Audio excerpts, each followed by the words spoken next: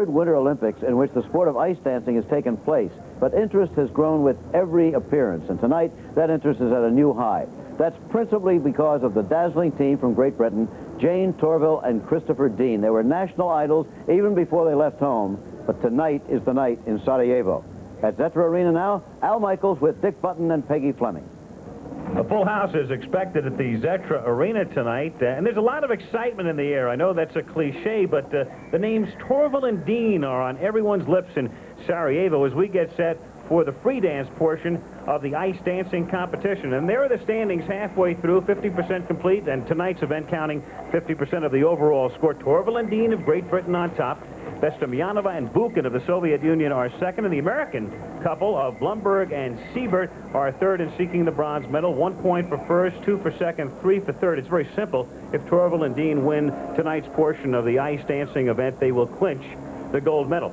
And that will not be a surprise to anyone because much like the case of Scott Hamilton, everybody expected Torvill and Dean to win, and they certainly haven't disappointed anyone so far. They've completed half the event in great shape. A couple of sixes up on the board, in fact, the other day. That's nothing new for them, and they have really dominated this sport. It's a sport that only came into the Olympic Games in 1976 in Innsbruck, and it's the third time it's been contested now. In 76 and 80, the gold medals were won by Soviet couples, so that string figures to be broken tonight. But it's a sport that goes all the way back to 1951 when it was first included in World Championship competition. Let me turn now to Peggy Fleming. And Peggy, as you well know, you rarely see athletes dominate a sport like this. What about Torvill and Dean? What makes them so special and so spectacular? Well, they're in a class all by themselves. They are so creative and so innovative in the things that they have done.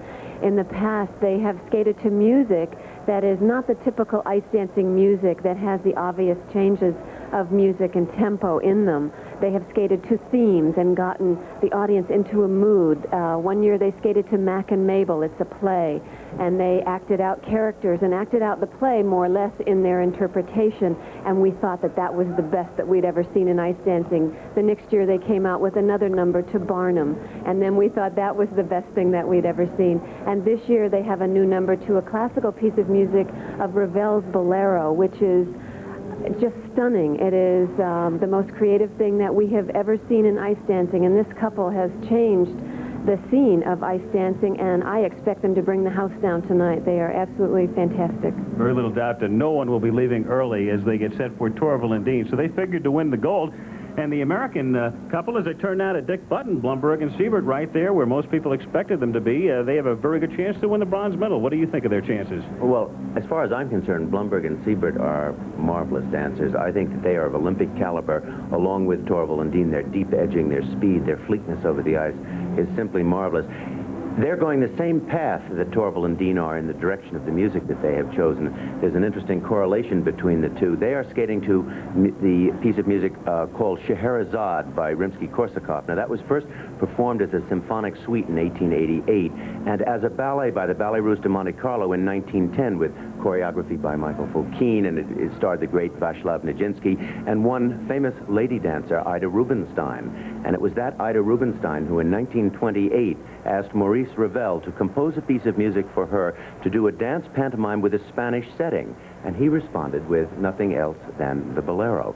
And of course, she performed that then in 1928 at the Paris Opera. And it's interesting to see that if she related to both of those two pieces of music, that it is not unlikely that Blumberg and Siebert and Torvill and Dean would both relate to similar pieces of music. Something is there that relates for both of them in this kind of direction that they are taking the sport of ice dancing at this time. I'm a great fan of both Torvill and Dean and Blumberg and Siebert, and I find them fascinating to watch.